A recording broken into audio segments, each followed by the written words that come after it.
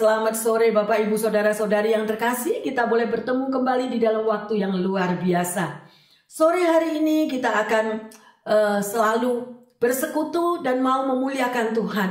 Dan sebelumnya kita mau berdoa bersama-sama. Biarlah apa yang akan Tuhan ajarkan melalui firman-Nya nanti ini menjadi berkat dan kekuatan yang baru bagi setiap kita. Amin. Bapa dalam surga, kami mengucap syukur.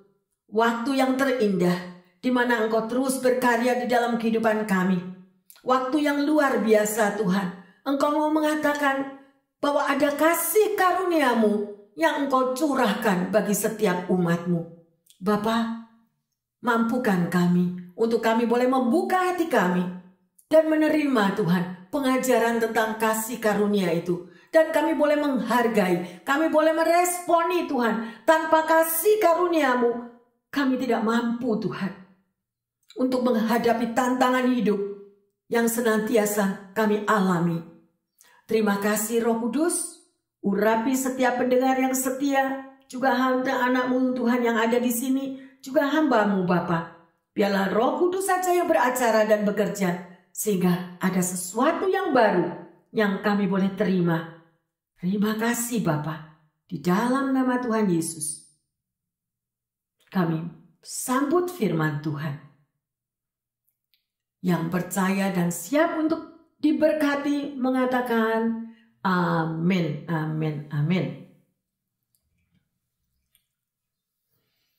Hari ini tema khotbah yang akan kita pelajari adalah hiduplah dalam kasih karunia. Ya, seperti hal yang seperti ini. Apa artinya banyak orang yang tidak menyadari bahwa kasih karunia Tuhan itu luar biasa dicurahkan di dalam setiap anak-anak Tuhan. Ya. Dan kalau kita ingin menjadi anak Tuhan yang diberkati dan mengerti apa yang Tuhan mau berikan di dalam kehidupan setiap kita, kasih karunia adalah sebuah anugerah dan sangat luar biasa. Cara kita untuk mau bertumbuh semakin hari dengan kasih karunia itu memberikan satu pengetahuan yang lebih kuat di dalam kehidupan kita, yaitu pengetahuan akan Yesus Kristus dan pengetahuan siapakah diri saudara dan saya sebagai anak Tuhan. Haleluya. Amin. Ya.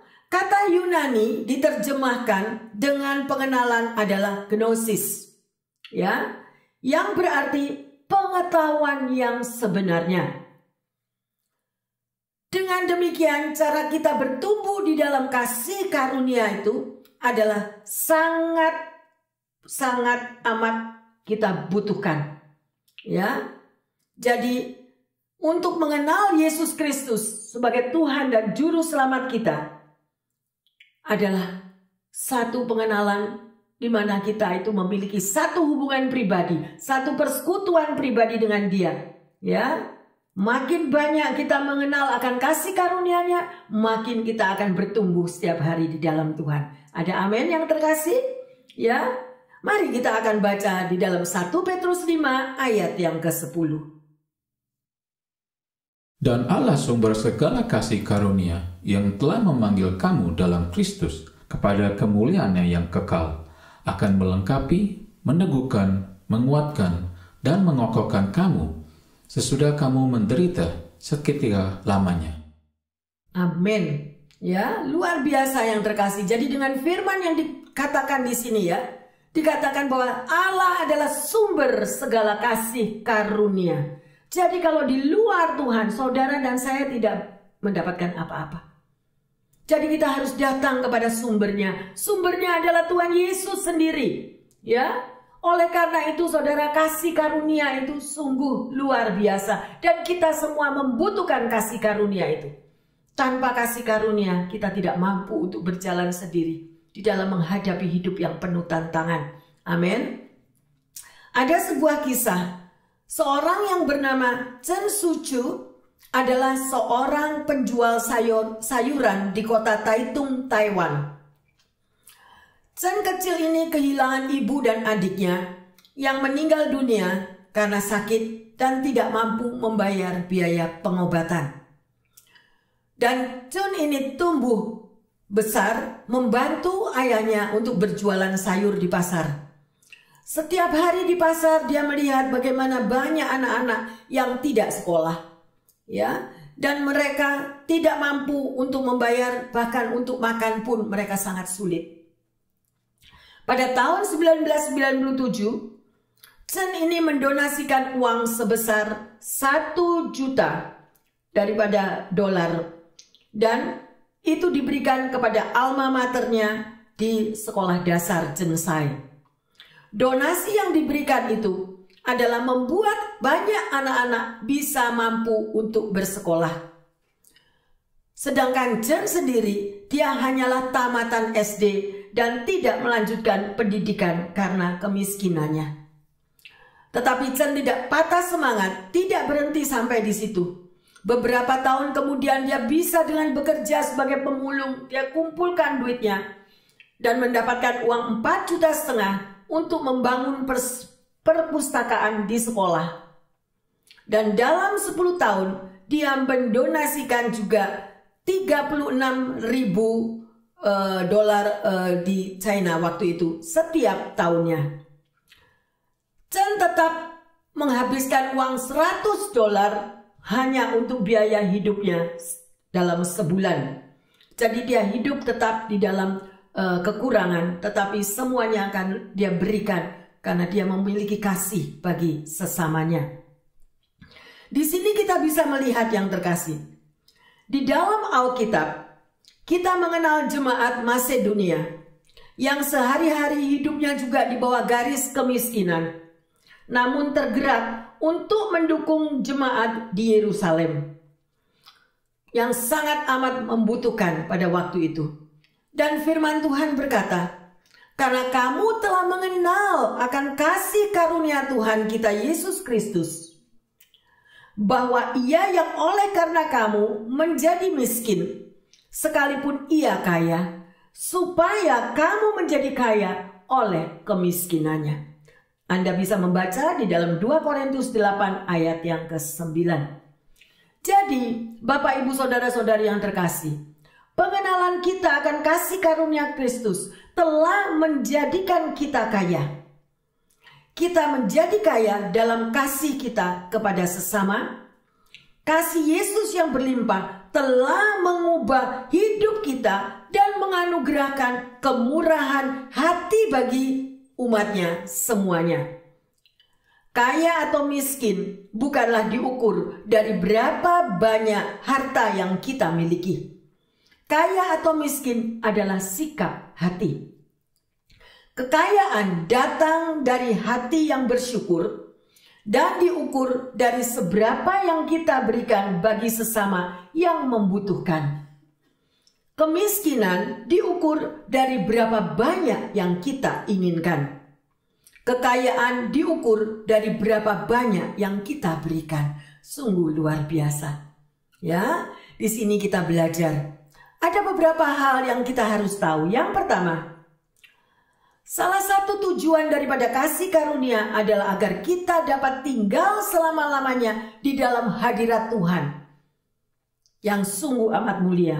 Di situ dikatakan, yang telah memanggil kamu di dalam Kristus kepada kemuliaannya yang kekal. Jadi sebagai anak Tuhan, kita ini dipanggil.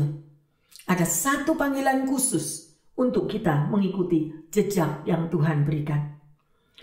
Berkat tersebut menjadi milik saudara dan saya kalau kita mengalami dan merasakan karya penyelamatannya di atas kayu salib. Dia korbankan nyawanya supaya saudara dan saya mengalami keselamatan. Sungguh luar biasa, ya. Yang kedua, salah satu bagian dari rencananya adalah menyempurnakan kehidupan kita. Allah adalah sumber segala kasih karunia melengkapi kamu. Itu yang tertulis di dalam firman Tuhan. Jadi saudara dan saya, kita sudah diperlengkapi oleh Tuhan Yesus. Ya, karena kasih karunia-Nya. Yang ketiga, bagian yang lain daripada rencananya adalah meneguhkan hidup saudara dan saya. Ya, dan Allah sumber segala kasih karunia meneguhkan kamu. Itu yang tertulis di dalam Alkitab. Apakah kita senantiasa membaca, mengenal, dan melakukannya?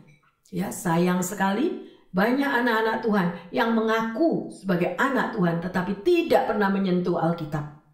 Tidak pernah mau belajar untuk membuka Alkitab. Padahal itu adalah suara daripada Tuhan Yesus untuk kita semua. Dia hadir di dalam kata-katanya. Dan dia menguatkan saudara dan saya pada saat kita letih, lesu, dan berbeban berat. Kalau kita menoleh ke kiri dan ke kanan, kita melihat dunia sekitar kita menakutkan.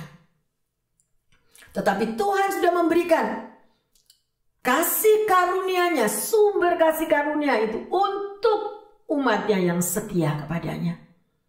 Jadi kita tidak perlu ragu, kita tidak perlu takut. Kita mau peluk Dia setiap hari. Kita mau terus bersekutu dengan Roh-Nya dan membaca akan janji-janji, kata-kata yang tertulis di dalam firman Tuhan, sehingga kita tetap setiap hari diteguhkan, dikuatkan.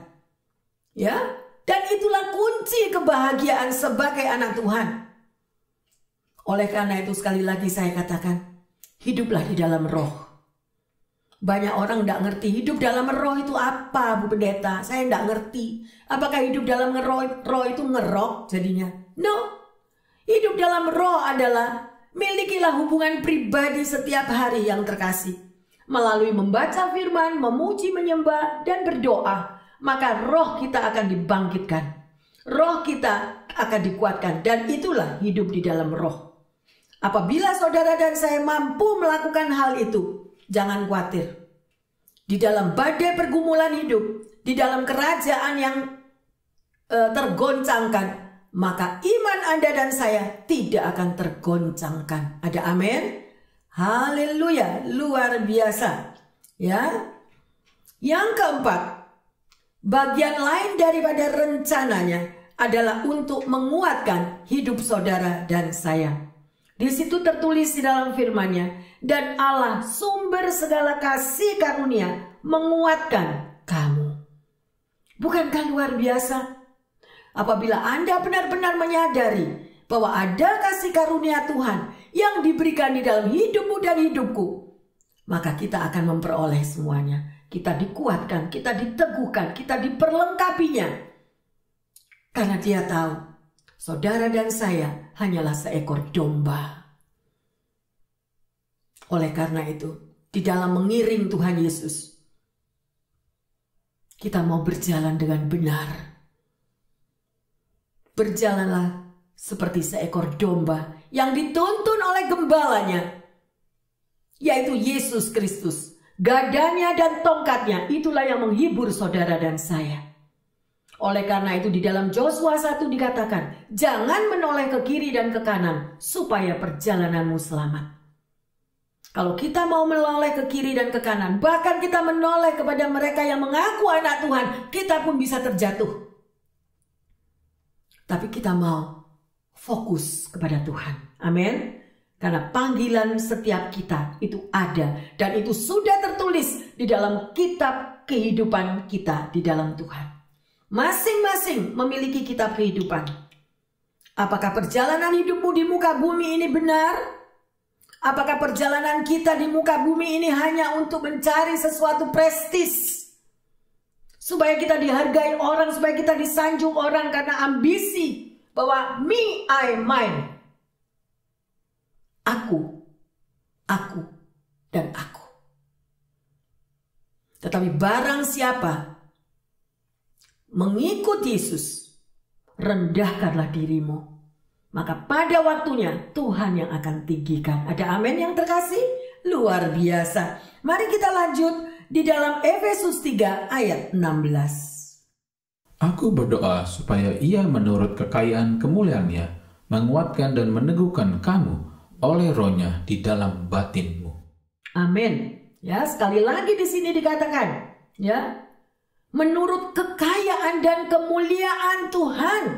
Supaya apa yang terkasih? Supaya saudara dan saya boleh dikuatkan, boleh diteguhkan, ya, dan senantiasa kita dihiburkan selalu, gak ada takut lagi berjalan bersama Tuhan.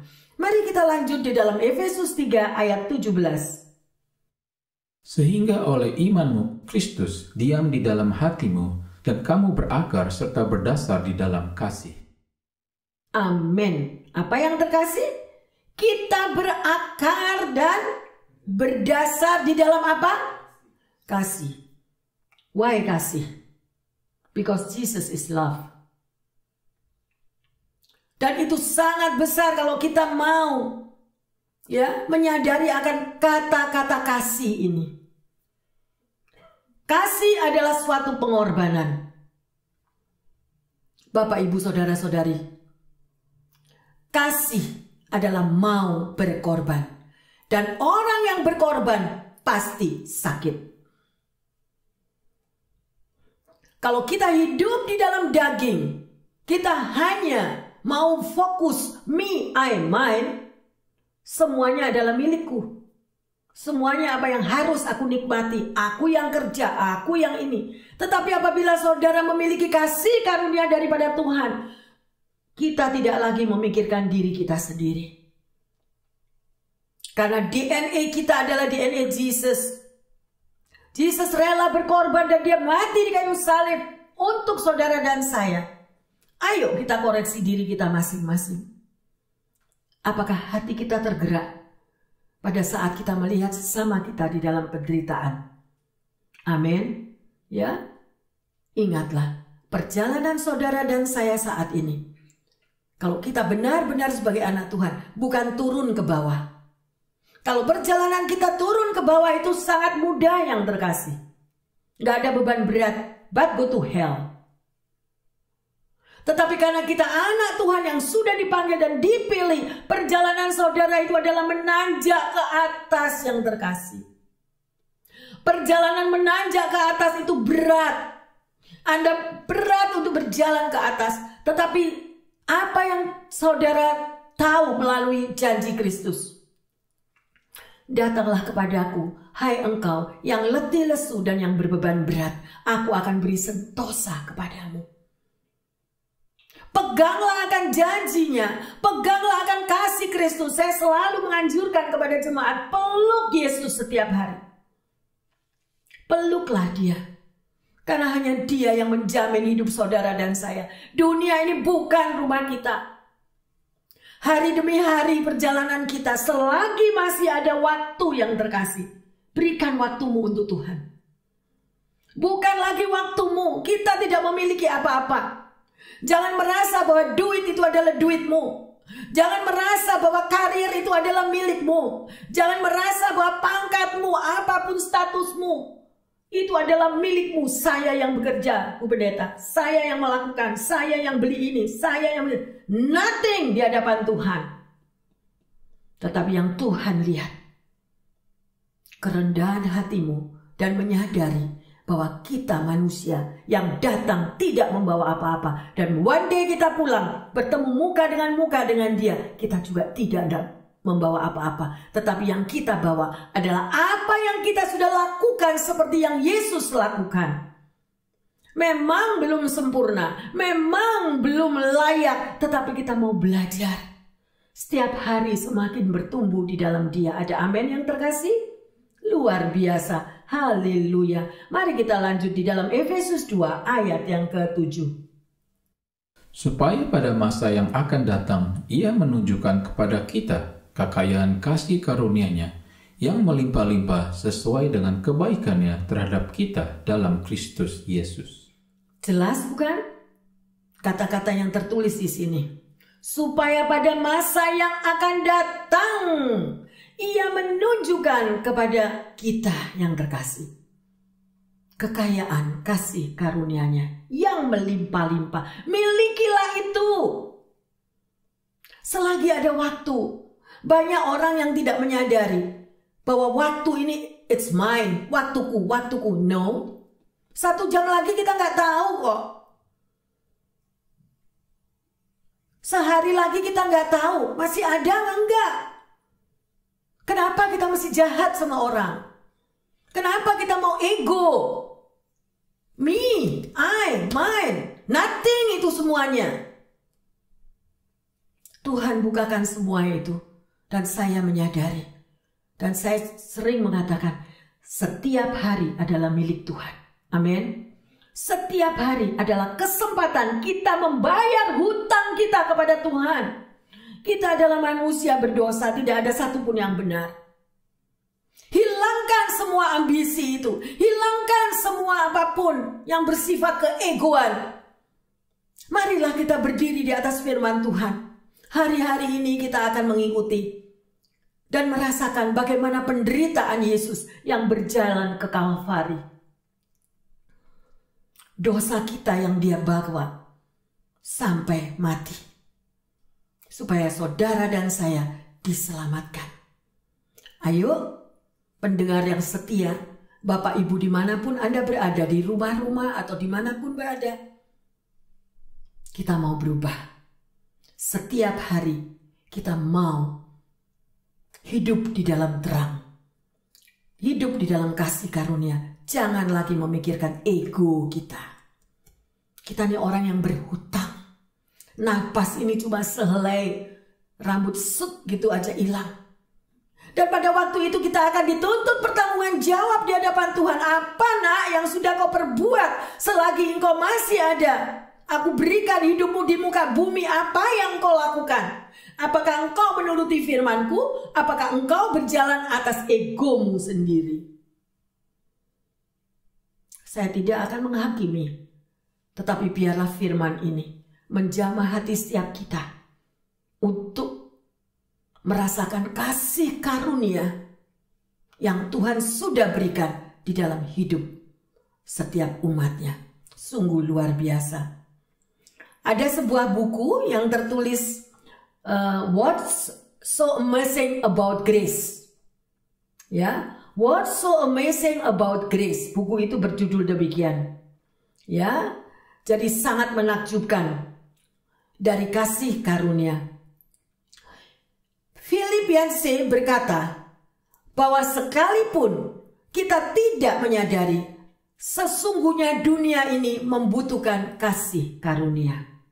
Ia menulis lagu pujian Amazing Grace. Sangatlah amat mengagumkan karena lagu ini mampu bertahan dalam urutan 10 lagu terbaik selama 200 tahun setelah diciptakan penciptanya, yaitu John Newton. Dulunya dia adalah seorang kafir dan penjual budak. Kemudian karena kasih karunia dia menemukan Tuhan. Sungguh luar biasa. Amazing Grace ciptaannya. Tetapi apakah kasih karunia itu betul-betul saudara menikmatinya? Saudara merasakannya sedemikian rupa. Paulus menyebutnya sebagai kekayaan yang melimpah-limpah. Tadi kita udah baca Efesus 2 ayat 7. Kasih karunia adalah pemberian daripada Allah yang dianugerahkan kepada orang-orang yang sebenarnya tidak layak untuk menerimanya. Ya, Yancey mengatakan kasih karunia diberikan secara cuma-cuma karena Yesus telah membayar harganya di kayu salib. Ya, sedemikian rupa. Mari kita renungkan Bapak Ibu yang terkasih akan kasih karunia Allah yang begitu amat menakjubkan, agar kita menjadi saluran kasih karunia bagi dunia yang merindukannya. Ya, kasih karunia Allah tidak pernah berkesudahan. Kalau saudara dan saya sebagai anak Tuhan mau menyalurkan kasih karunia yang saudara sudah rasakan kepada orang lain juga yang membutuhkannya. Ya, sungguh luar biasa.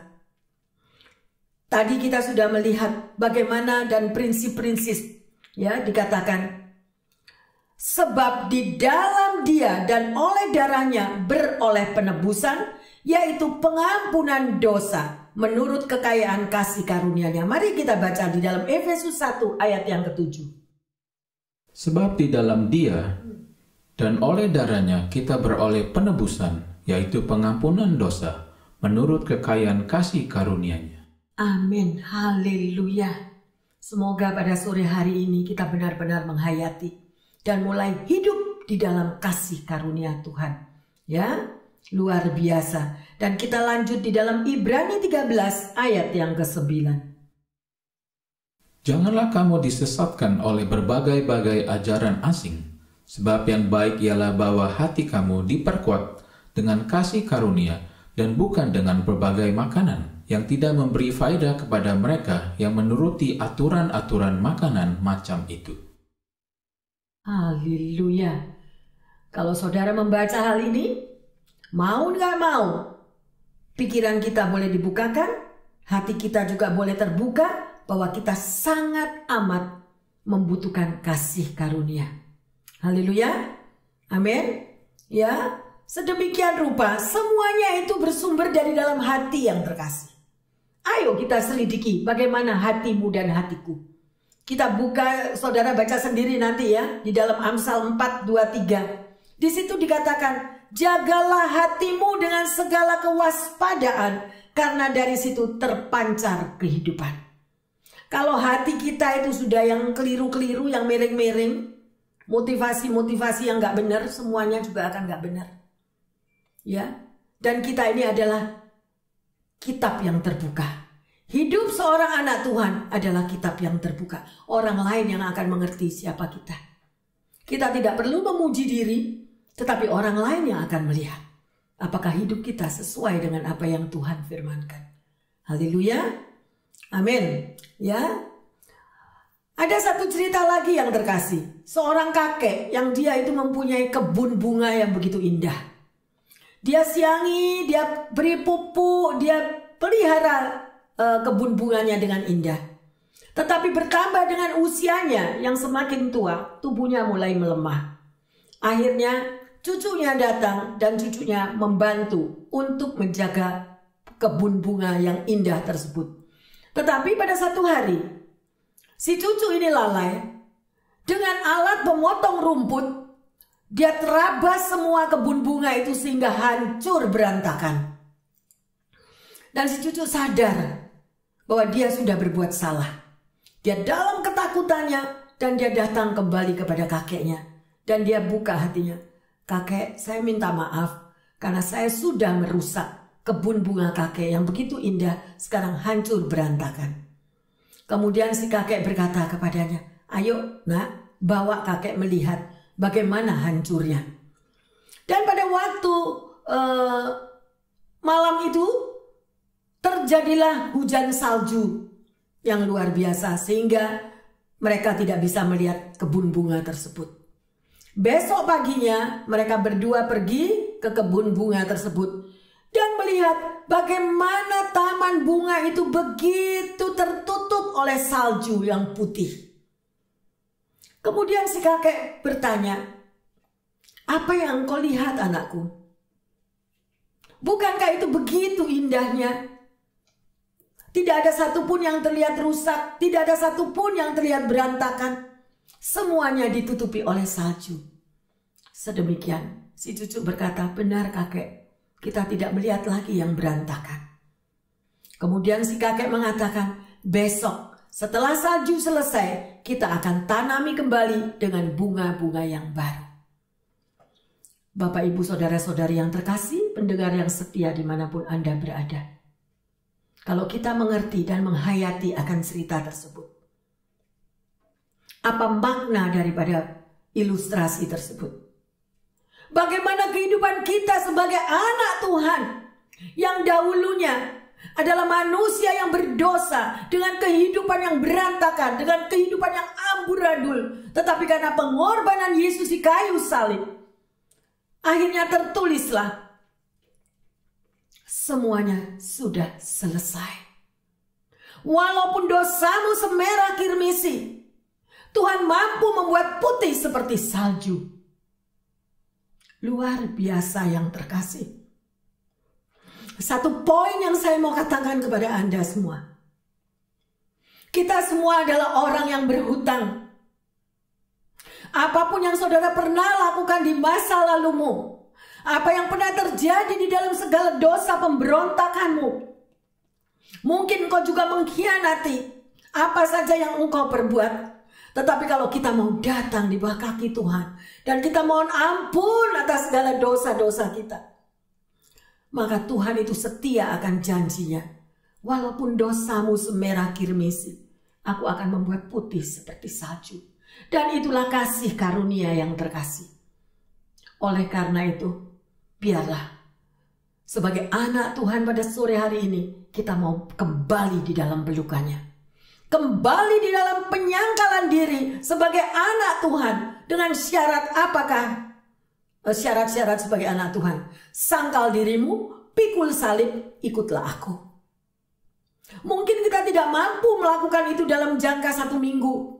Untuk menyangkal diri, ayo kita belajar sama-sama. Saya menghimbau kita pelajari setiap jam.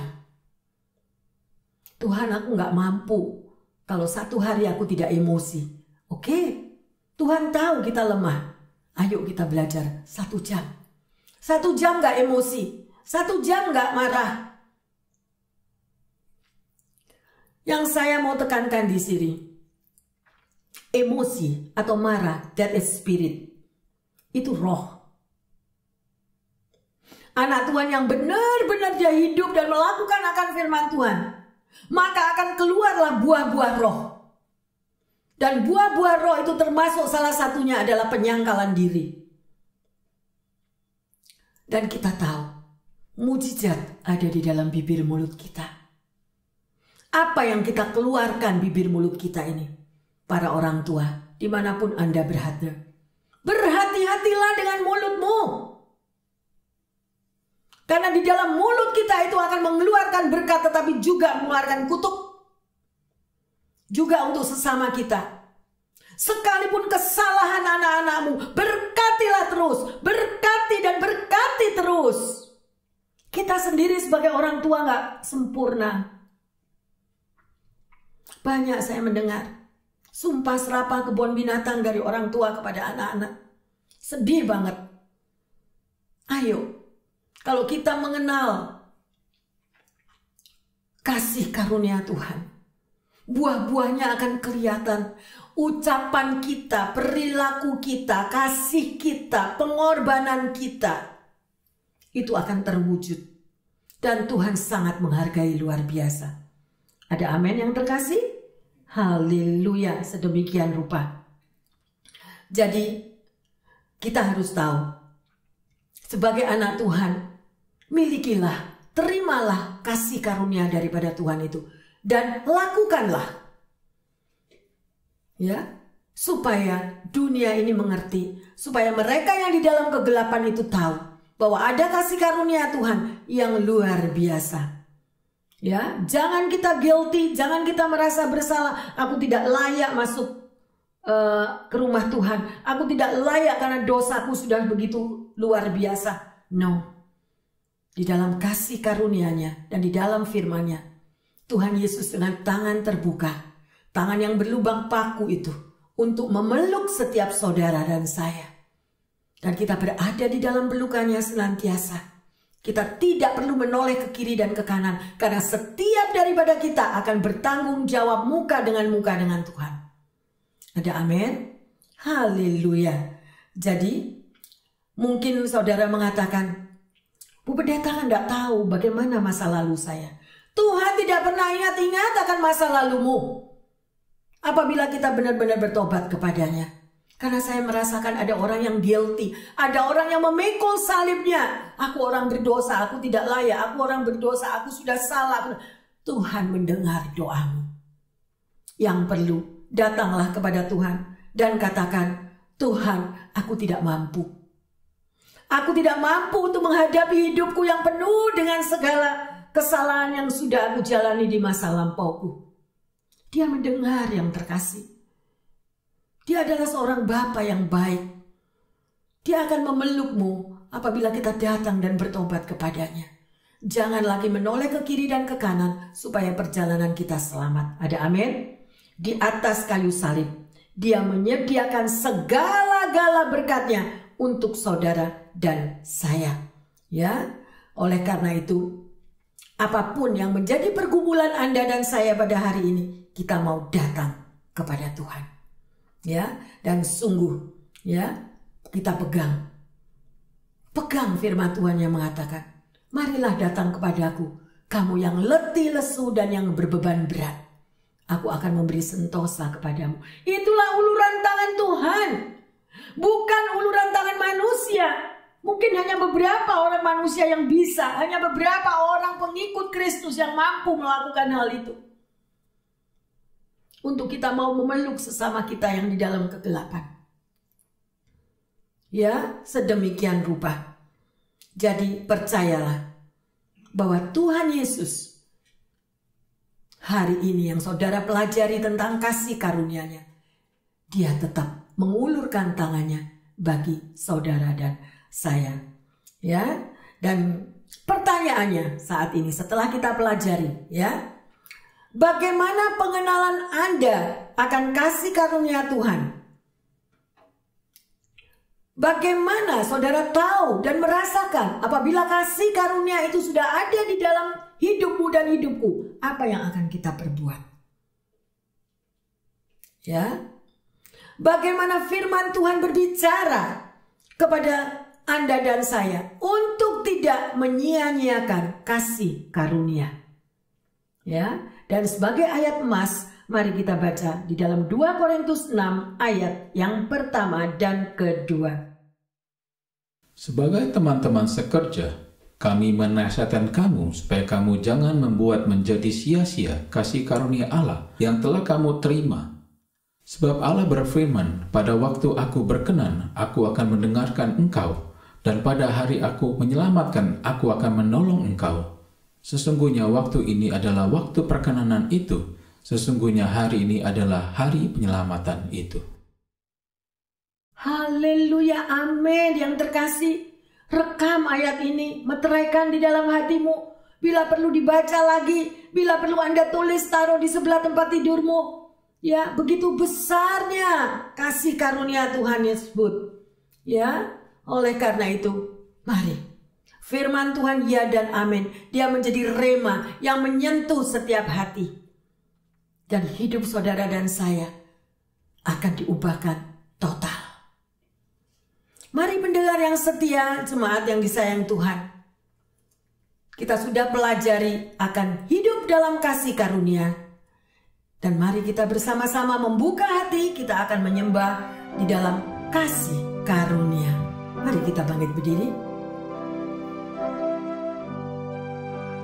Yes, Lord Jesus. Terima kasih Tuhan untuk kasih karunia-Mu. Haleluya. Kasih karunia-Mu buatku hidup. Kasih karunia-Mu buatku berharga. Kasih karunia-Mu buatku mulia dalam pandangan-Mu. Amin, Jesus. Kasih karunia-Mu buatku hidup. Kasih karunia-Mu buatku berharga.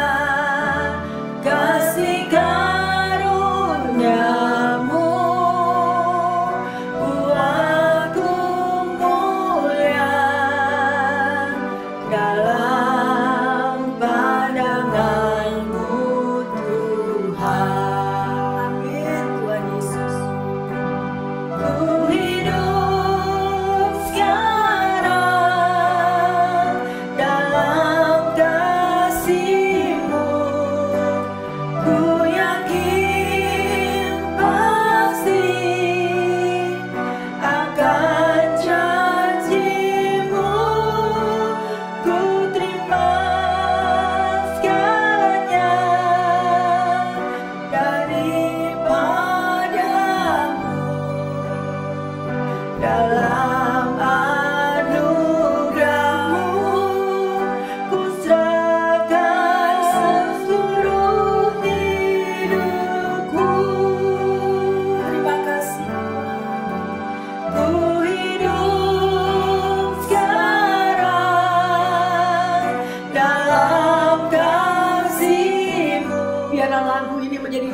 bagi setiap kita.